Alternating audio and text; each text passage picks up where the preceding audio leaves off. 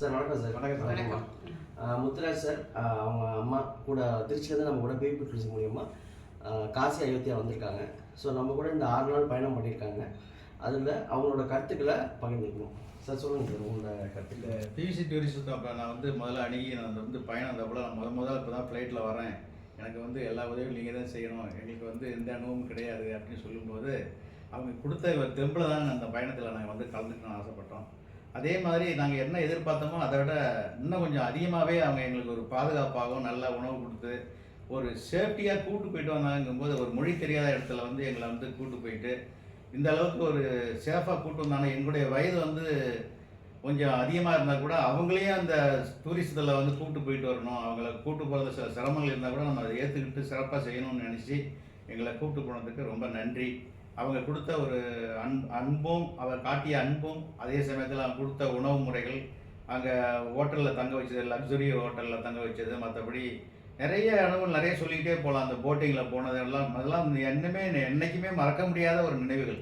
இது இந்த வாழ்க்கையில் எங்களுக்கு கிடைச்ச ஒரு பெரிய பாக்கியம். அது ஒரு பிவிசி டூரிசத்தை சேரும்.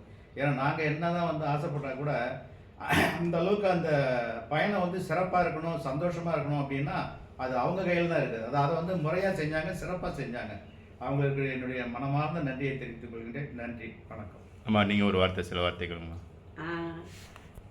என் பேர் முத்துசெல்வி, இடமலைப்பட்டி புத்தூர்லேருந்து நாங்கள் வரோம். புருஷோத்தமன், பத்மநாதன் ரெண்டும் எங்களுடைய பிள்ளைங்க. அவங்க எங்களை கூட்டிகிட்டு வந்திருக்காங்க. அவங்களுக்கு என்னது எனக்கு ஒரு கையை பிடிச்சி கூட்டிகிட்டு போய் என்னை அந்த அளவுக்கு பார்த்துருக்காங்க. ஒவ்வொரு ஹோட்டலும் அவ்வளோ வசதியாகவும் எல்லா விதமானது என்ன சின்ன சின்ன விஷயங்கள், ஒரு வெந்நீர் கேட்டாலும் சரி, ஒரு இதில் எது கேட்டாலும் உடனே டக்குன்னு செஞ்சு கொடுத்துட்டாங்க.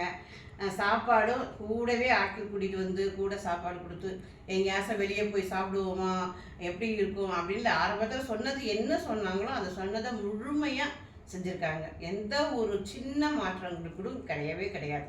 அவ்வளோ அருமையாக செஞ்சு கொடுத்தாங்க. அவங்களோட இன்னும் நாங்கள் நிறைய பயணம் பண்ணணும் அப்படிங்கிறது எங்களுடைய ஆசை. ஆண்டவன் எங்களுக்கு அனுகிரகம் கொடுக்கணும். புருஷோத்தமன், வினோத், பத்மநாதன் 3 பேரும் நல்ல வளர்ச்சி அடைஞ்சு நல்லா இருக்கணும். வாழ்க வளமுடன். நன்றிம்மா. நன்றிங்க. உங்கள் ஆசீர்வாதத்தில் கண்டிப்பாக வேணும்னு நாங்கள் வளர்ச்சி. நன்றிம்மா.